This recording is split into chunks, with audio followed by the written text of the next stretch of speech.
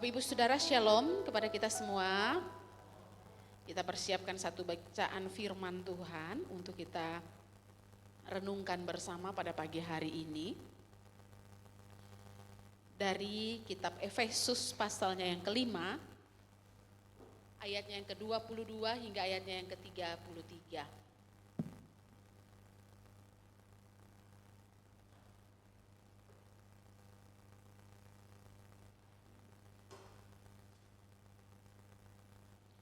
Efesus pasalnya yang kelima ayat 22 sampai 33. Saudara, saya baca, saya rindu saudara dan saya membaca bersama.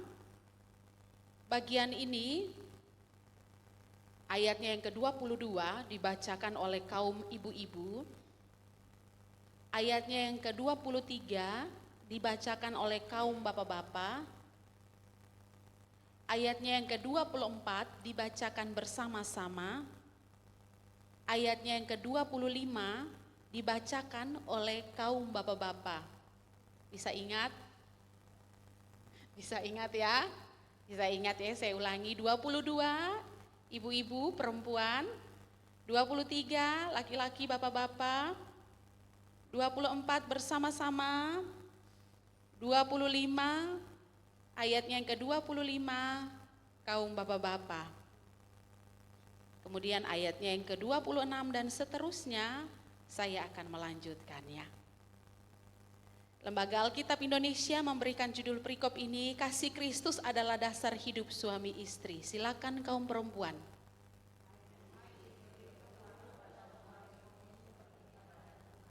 Kaum laki-laki.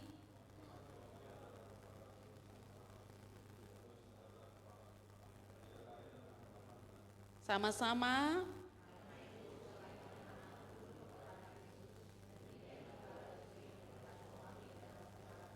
Bapak-bapak,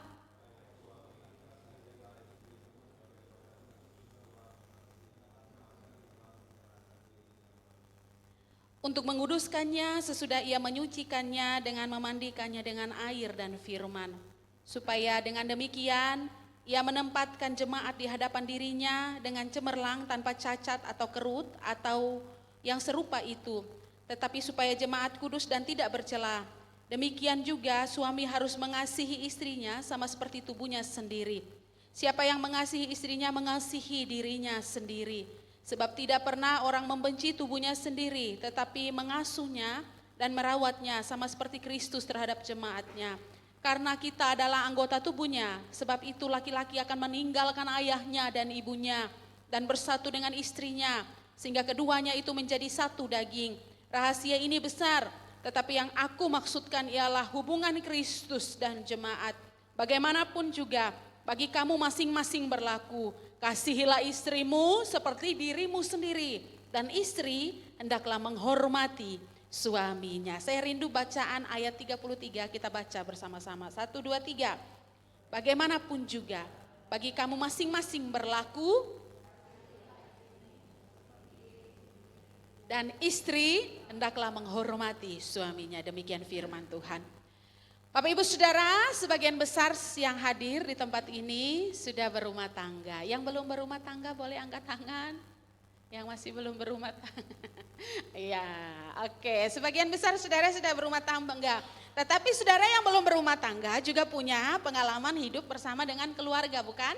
Saudara dilahirkan dari sebuah keluarga. Izin bertanya saudaraku, ketika saudara hidup bersama dengan keluarga saudara, kalau saya bertanya, apa pengalaman hidup saudara yang membuat saudara itu merasa bahwa hidup berkeluarga itu sulit?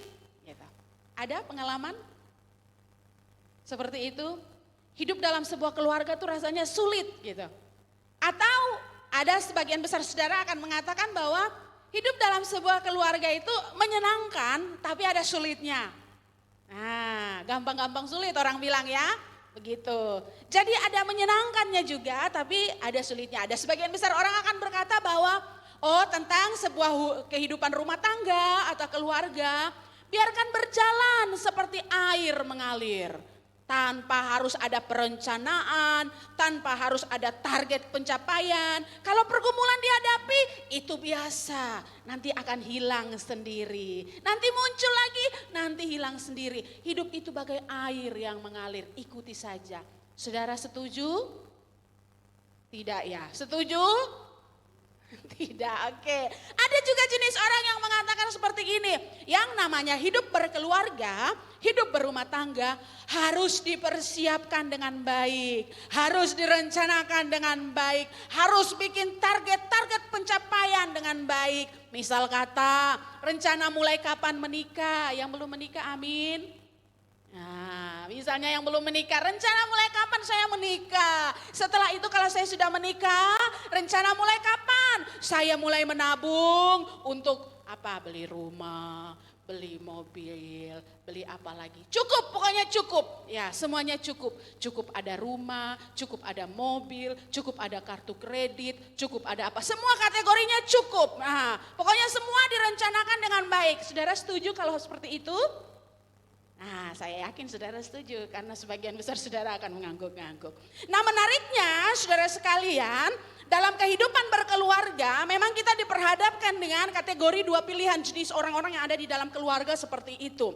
Tetapi saudara yakinlah bahwa baik di dalam kategori orang yang hidup berkeluarganya itu yang punya prinsip hidup itu bagai air yang mengalir.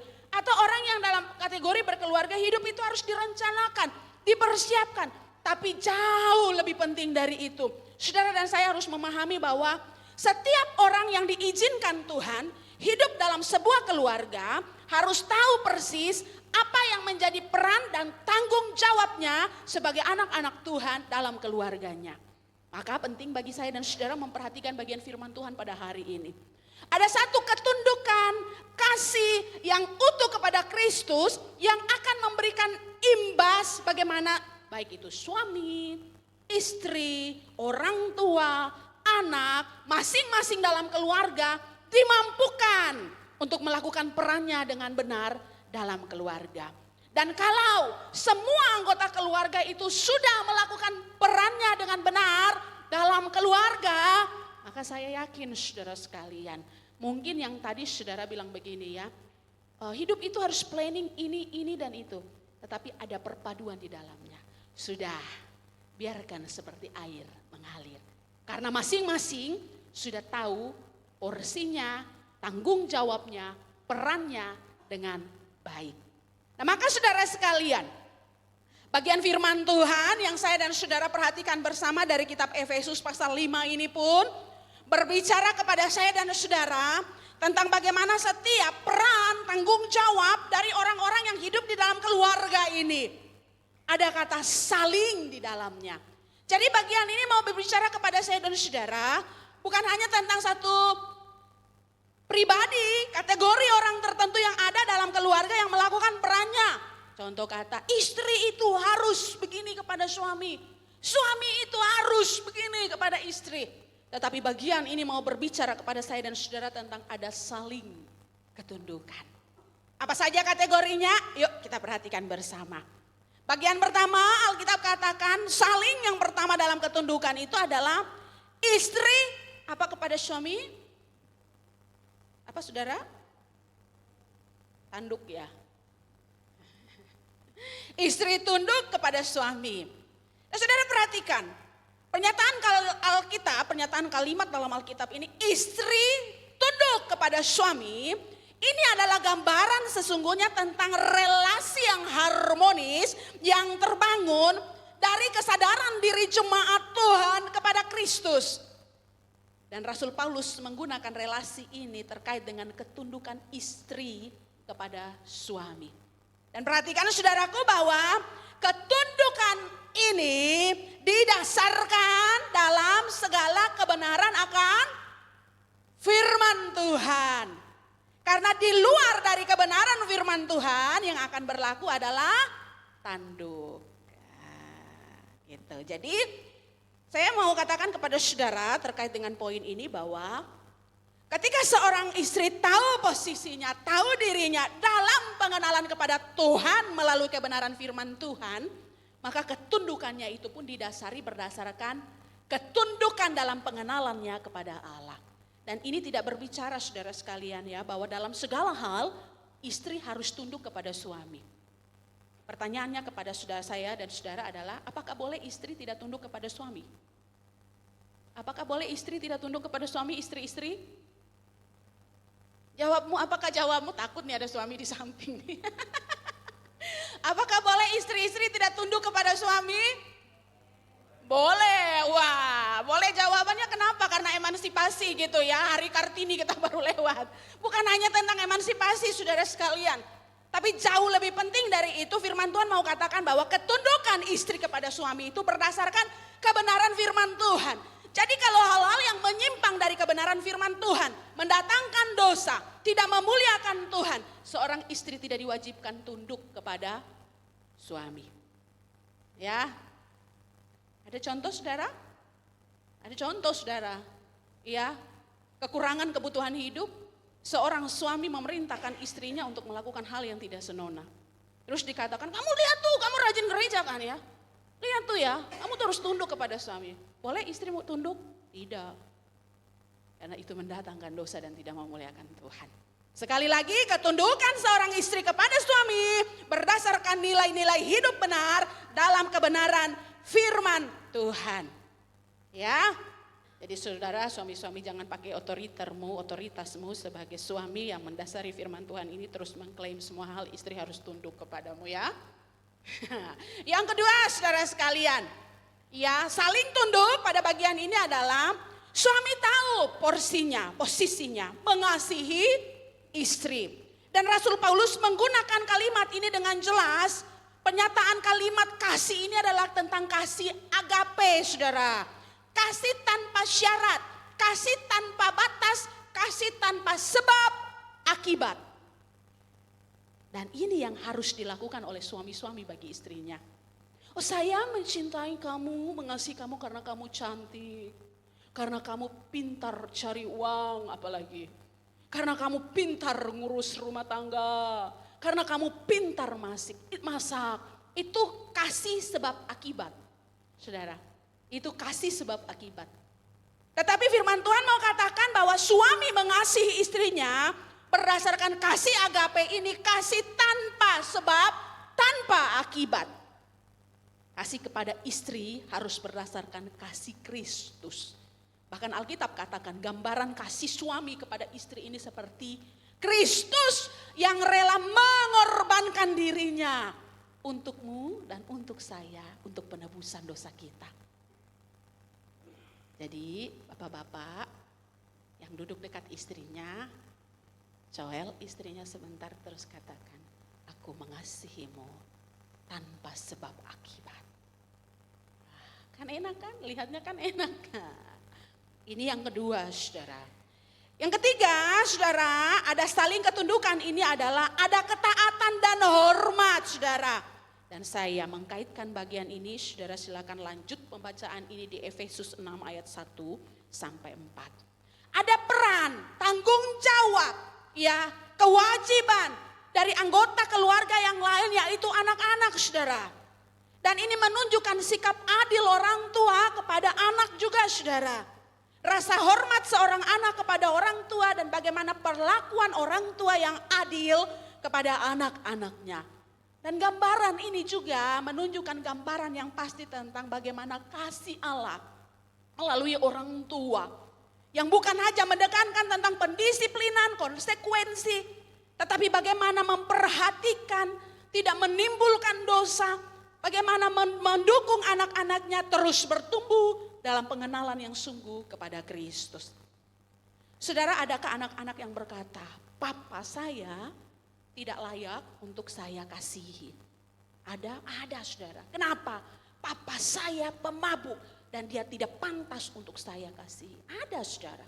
Tapi firman Tuhan mau katakan kepada saya dan saudara melalui bagian ini bahwa siapapun orang tuamu, bagaimanapun karakter dan sikap orang tuamu, bahkan mohon maaf, bagaimanapun bejatnya orang tuamu, engkau diwajibkan untuk tetap hormat kepada orang tuamu.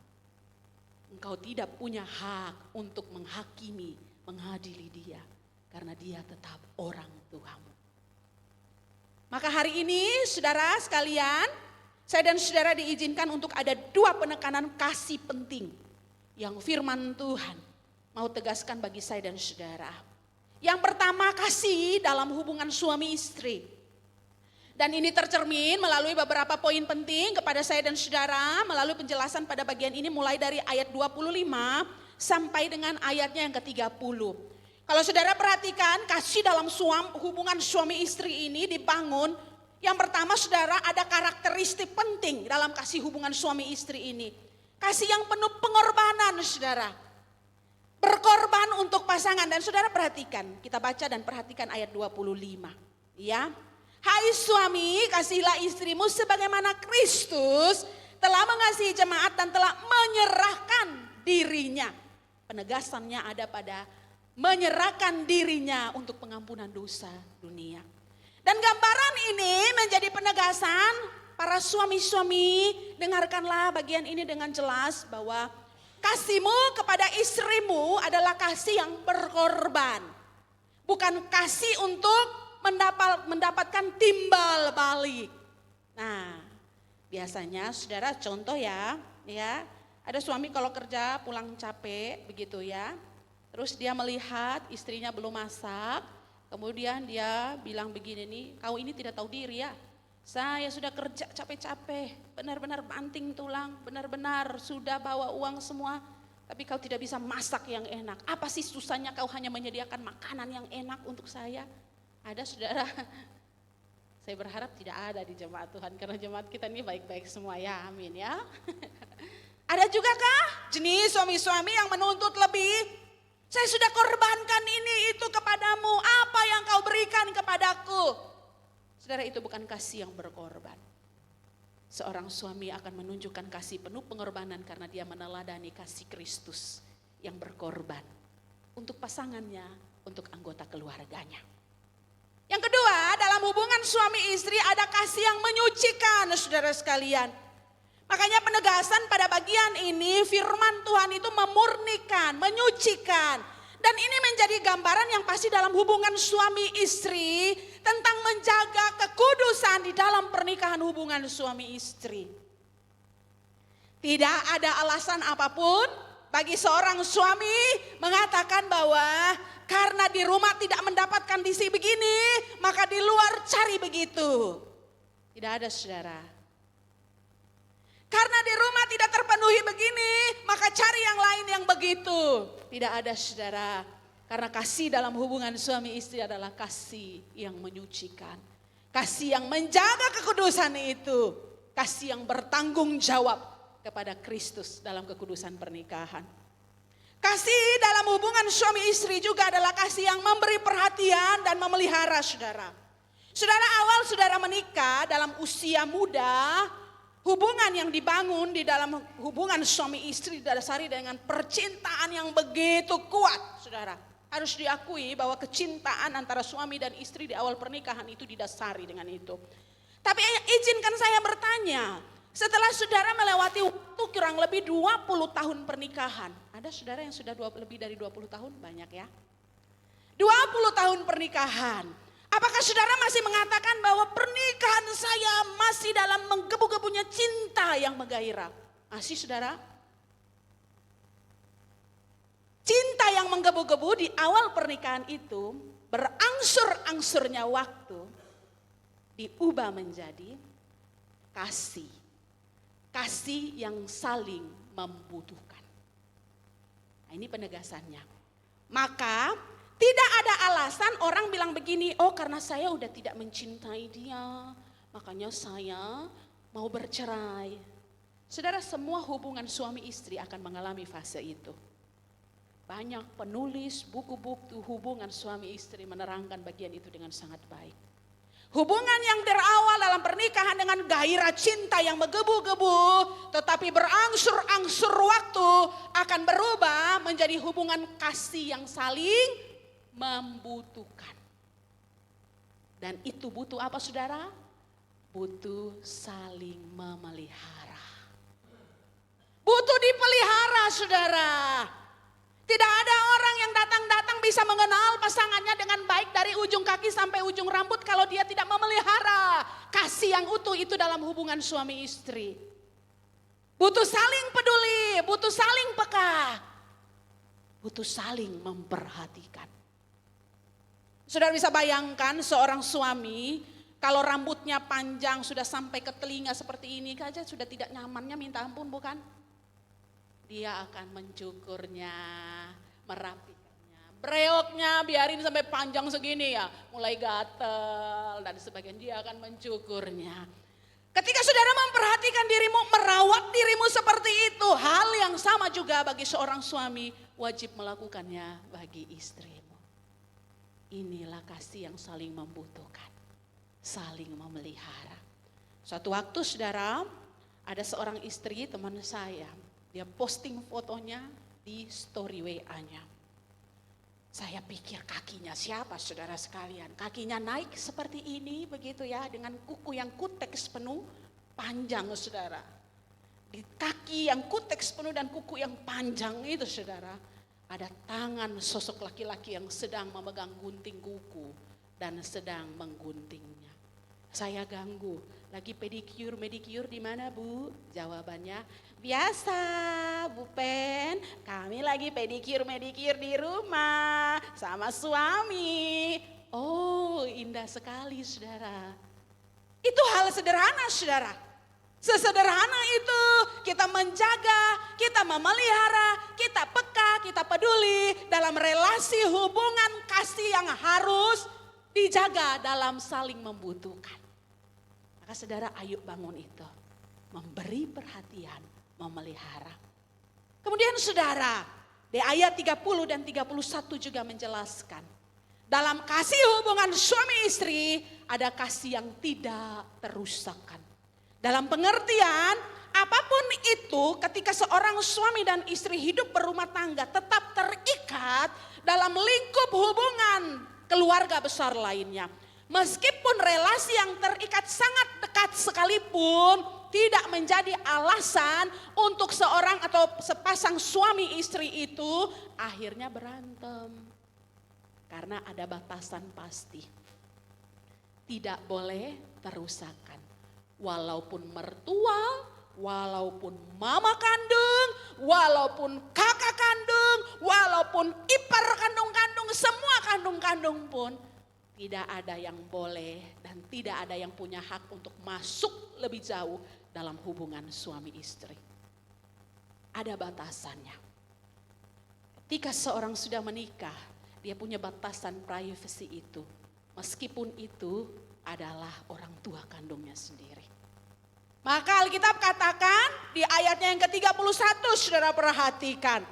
Di ayatnya yang ke-31 Alkitab katakan bahwa sebab itu laki-laki akan meninggalkan ayahnya dan ibunya dan bersama dengan istrinya sehingga keduanya menjadi satu daging.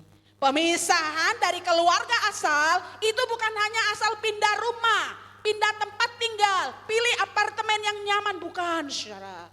Tetapi ini bicara tentang satu privasi yang dibangun. Satu privasi yang dibangun dalam hubungan suami istri yang seharusnya ada batasan dari keluarga asal untuk memasukinya. Maka saudara, inilah kasih dalam hubungan suami istri. Kasih yang harus dipelihara, kasih yang harus berkorban, menjaga kekudusan dan tidak terusakkan.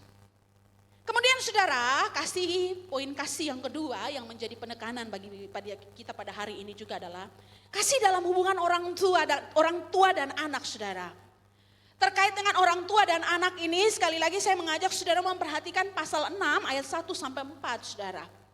Dan Alkitab menjelaskan bagaimana panggilan Tuhan melalui nasihat Rasul Paulus ini kepada jemaat Tuhan, kepada anak-anak. Taatilah orang tuamu di dalam Tuhan, karena haruslah demikian. Saudara ingat tadi saya katakan, anak-anak dengarkanlah. Engkau yang masih memiliki peran sebagai anak di dalam keluargamu. Siapapun orang tuamu, bagaimanapun bejat dan dari perbuatannya, ada alasan bagimu dalam pikiranmu sendiri mengatakan dia tidak pantas saya hormati, dia tidak pantas saya hargai. Tetapi Alkitab mau katakan sekali lagi, hormati. Hormati ayahmu dan ibumu. Terkait pernyataan taat, saudara, pernyataan kata taat tidak bisa dipisahkan dengan kata di dalam Tuhan. Anak-anak dengarlah ya, bahwa terkait kata taat tidak bisa dipisahkan di dalam Tuhan. Sekali lagi poin ini sinkron, sama seperti istri yang tunduk kepada suami tadi. Di dalam Tuhan, dalam kebenaran Tuhan, dalam kebenaran firman Tuhan. Maka anak yang taat kepada orang tua pun di dalam Tuhan. Jadi kalau anak-anak, misal kata orang tuamu mengatakan kepadamu, Papa mau minta tolong kepada kamu, apa-apa? Itu kios tetangga tuh lagi terbuka ya, ngambil rokok sebungkus. Kamu tuh jadi anak tuh rajin gereja kan, taat tuh sama orang tua, ngambil rokok sebungkus di kios tetangga. Orang tua lu lagi nyuruh apa? Mencuri kan? Lagi nyuruh-nyuri. Kalau bilang taat ikut gak? Ikut gak perintah orang tua seperti itu anak-anak?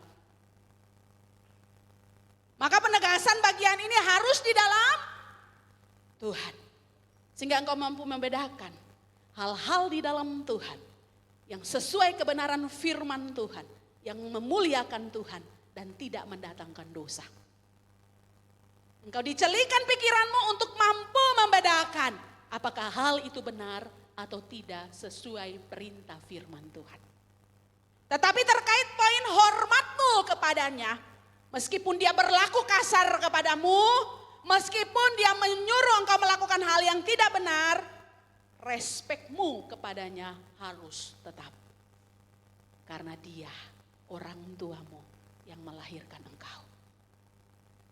Maka firman Tuhan katakan pada bagian ini, hormatilah ayahmu dan ibumu. Ini adalah suatu perintah yang penting seperti yang nyata dari janji ini. Maka saudara sekalian yang terkasih dalam kasih Kristus, biar adil nih ya, harus ada sikap orang tua juga. Terkait dengan sikap orang tua, saudaraku, dalam mendidik anak harus penuh dengan kasih. Dan Alkitab katakan pada bagian ini bahwa orang tua tidak boleh menimbulkan luka dalam hati anaknya. Maka penting saudaraku sekalian untuk orang tua itu bertanggung jawab dalam pola didik, pola asuh untuk tumbuh kembang, bahkan sampai anak itu dewasa saudaraku. Terkait hal ini ada beberapa poin menjadi implikasi bagi saya dan saudara untuk kita bawa pulang. Saudara, hindari sikap tidak adil orang tua kepada anak. Hindari saudara. Kalau di zaman dulu, saudaraku sekalian, kita pasti dan sering sebagai orang-orang tua sering menggunakan tolok ukur masa lampau, ya. Kita bilang ya, dulu mama begini, dulu popo begini, sama dulu engkung begini sama mama, tapi mama jadi orang baik-baik saja. Kita lupa bahwa segala sesuatu dapat berubah termasuk di dalam zamannya anak-anak. Maka jangan memperlakukan diri anak-anak kita sebagaimana kita diperlakukan oleh orang tua kita di zaman dulu. Ini sangat tidak adil, saudara. Bayangin saudara, bayangin bahwa di zaman dulu mungkin bagi seorang orang tua yang generasi mungkin usia 50-an tahun ke atas di zaman sekarang, dia akan mengatakan dulu ya, popo itu perintah kami itu anak-anak kami ada berapa banyak anak, bangun itu harus jam 4 pagi, perempuan gak boleh malas. Ya, karena rezeki itu gak datang sama orang-orang malas, pokoknya kata-kata mutiaranya keluar semua begitu ya. Matahari kalau mau terbit supaya rezeki juga kamu juga ikut terbit, sebelum matahari terbit kamu harus keluar rumah supaya rezekimu juga terbit setinggi matahari. Sering kan dengar kata-kata gitu kan, pepatah orang tua kan. Saudara, kita lupa, zaman kita beda sama generasi kini saudara. Yang dulu setelah kita bangun jam 4 pagi saudara sekalian, setelah itu kita kerja tidak kerja kita punya waktu luang. Waktu kosong banyak, kita bisa ongkok-ongkok kaki di rumah. kita bisa nonton TV, kita bisa dengar radio, kita bisa santai. Beda anak-anak sekarang. Bangun jam 4 pagi, dia pulang kerja, sampai di rumah jam 11 malam. Adil enggak? Anak baru masuk rumah apartemen jam 11 malam. Terus mamanya bilang harus bangun jam 4 pagi. Terus bandingin sama dirinya. Dulu dia bangun jam 4 pagi, makanya dia kumpulin uang banyak, bisa beli ini, bisa beli itu. Adil enggak tuh? Adil, zaman kita beda saudara. Habis kita kerja, kita ongkok-ongkok kaki saudara. Kita tidur-tiduran, anak tidak zaman sekarang. Mereka dipaksa bangun jam 4 pagi, sedangkan jam 11 malam mereka pulang. Sampai rumah jam 12 malam dia baru tidur. Besok dia kembali lakukan hal yang sama, enggak adil saudara. Maka ingat, jangan lupa segala sesuatu itu berubah. Di zaman dan pola hidup kita pun berubah. Yang kedua, saudara sekalian, adalah hati-hati kalau pengawasan yang mengarah kepada penghinaan. Saudara, berapa banyak anak-anak muda yang tumbuh dikekang oleh orang tuanya. Lakukan hal ini, gak bisa saudara. Mau ini gak bisa saudara. Di balik dari itu rantainya masih dikontrol sama maminya saudara. Oh, berat sekali saudara. Mau keluar rumah ini gak bisa, mau lakukan hal besar ini sulit baginya untuk mengambil keputusan. Karena rantainya masih dikekang sama maminya. Bayangin saudara ya, saudara pergi pacaran anak-anak muda ya. Ini udah bergumul lama banget dapat pacarnya. Dapatnya benar-benar yang udah nyantol di hati. Pulang-pulang maminya bilang, HP-mu kasih GPS dong, sama kayak di mami, biar mami tahu kamu di mana. Enak nggak? Ada baiknya juga sih, memang ada baik. Mama kontrol kita di mana. Tapi enak nggak? Pas datang ke rumah terus dibilang, laki-laki itu mama nggak suka, putus sama dia. Aduh mama nggak tahu ya, saya bergumul dekat sama dia. Gimana? Rantainya masih dikekang. Kalau ada hal-hal positif yang mama masih memberikan masukan, it's okay. Tapi kalau terkait dengan keputusan-keputusan besar yang seharusnya di usia seperti itu, seorang anak sudah bisa berdiri di atas kakinya, melangkah maju sendiri, tapi masih dikekang dalam rantai orang tua. Saudara, itu bentuk penghinaan loh. Itu bentuk penghinaan bagi seorang anak yang sudah beranjak dewasa.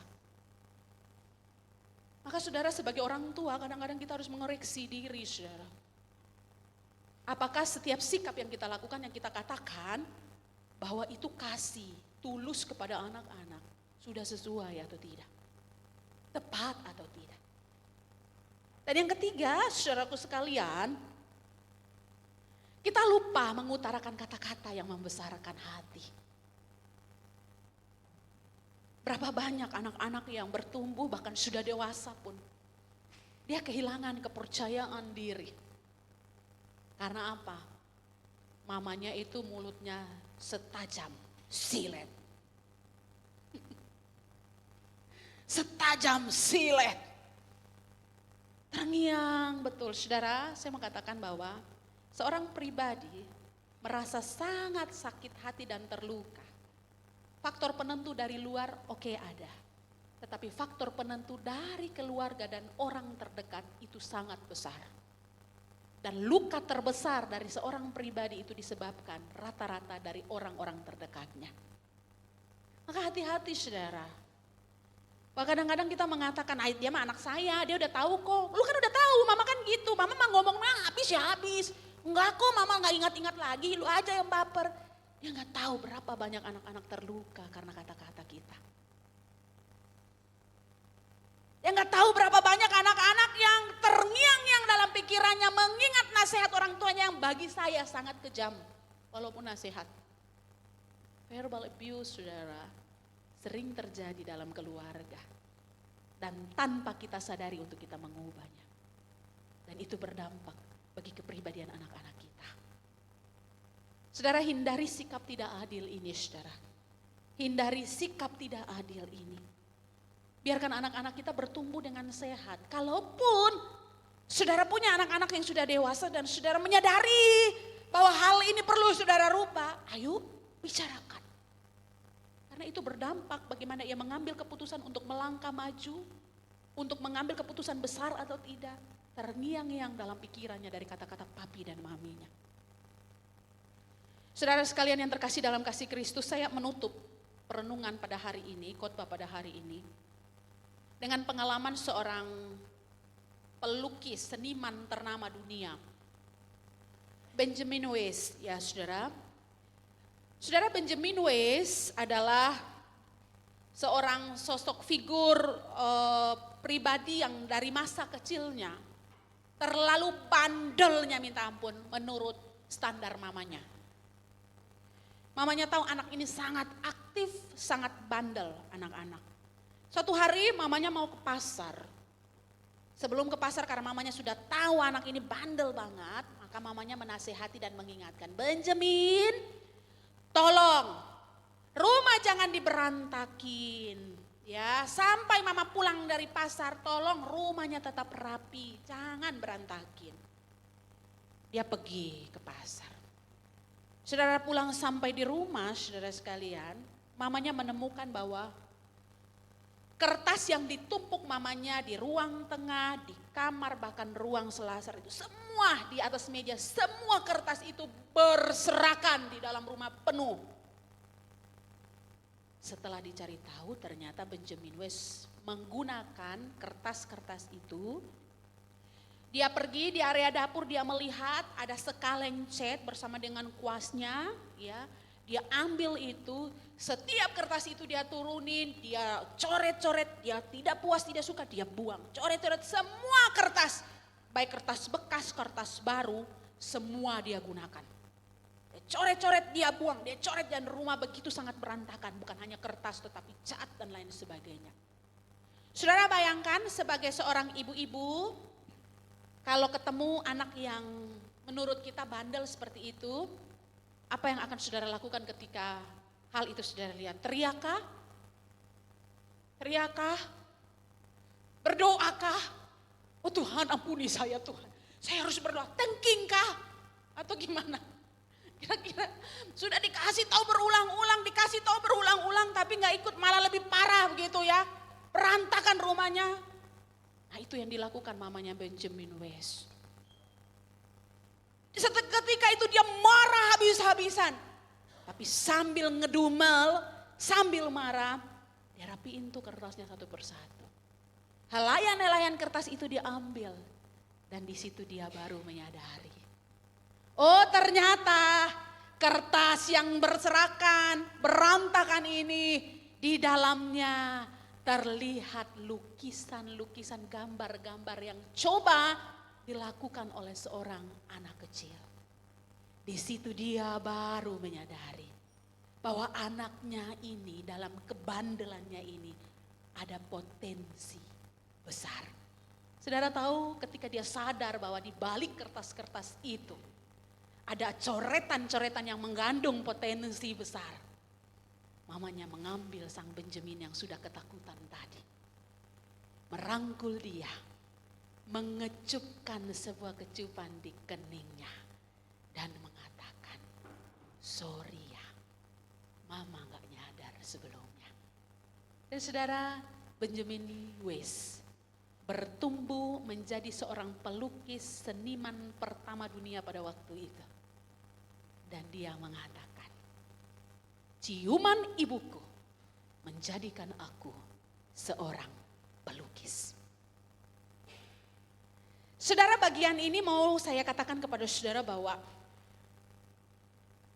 mari kita punya cara melihat yang tepat bagi anggota keluarga kita. Kalau hari ini peranmu adalah seorang ayah, seorang ibu dalam rumah tangga. Ada hal-hal yang terselubung yang bagimu itu menjengkelkan, menyakitkan.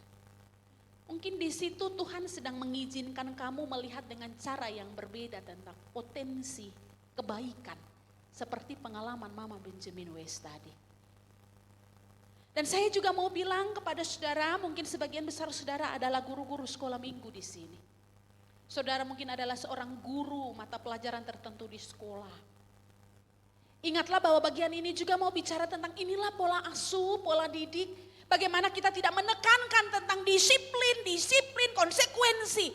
Tetapi dibalik daripada itu ada keadilan, ada kasih, Ada satu rangkulan yang baik, sehingga setiap secara khusus dalam konteks keluargamu bisa merasakan kehangatan itu.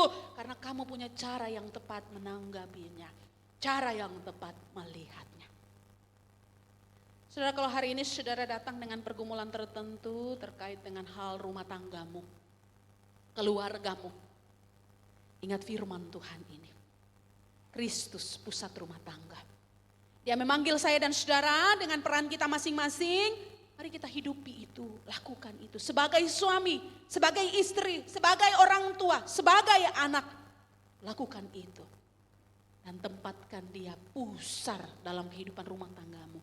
Kepala atas kehidupan rumah tanggamu. Di mana dan kapanpun nama Tuhan dimuliakan melalui hidup rumah tanggamu. Tuhan memberkati. Kita berdoa. Bapa di surga, kami bersyukur dalam anugerah kasih Tuhan kepada kami. Hari ini kami diingatkan oleh kebenaran firman Tuhan tentang nasihat yang penting dalam kehidupan berumah tangga. Kami rindu semua kami yang hadir. Kami tahu kami punya peran masing-masing, baik sebagai anak, sebagai orang tua, sebagai istri, sebagai suami. Kami mau melakukan yang terbaik dengan peran yang Tuhan percayakan. Suami yang bertanggung jawab kepada keluarganya, yang menunjukkan kasih dengan penuh pengorbanan. Istri yang penuh dengan rasa hormat dalam ketundukan, dalam pengenalannya kepada Kristus, yang mau melakukan segala kewajibannya dengan baik juga. Tuhan Allah yang berdaulat dan memberkati, bahkan semua anak-anak yang datang dengan peran dan tanggung jawab mereka dalam rasa hormat kepada Tuhan. Tuhan yang berdaulat memberkati dan menolong, sehingga semua kami terus menempatkan Kristus sebagai kepala atas rumah tangga kami, berjalan dalam ketetapan dan kehendak Tuhan atas rumah tangga kami. Termulia nama Tuhan, di dalam nama Yesus kami berdoa. Amin.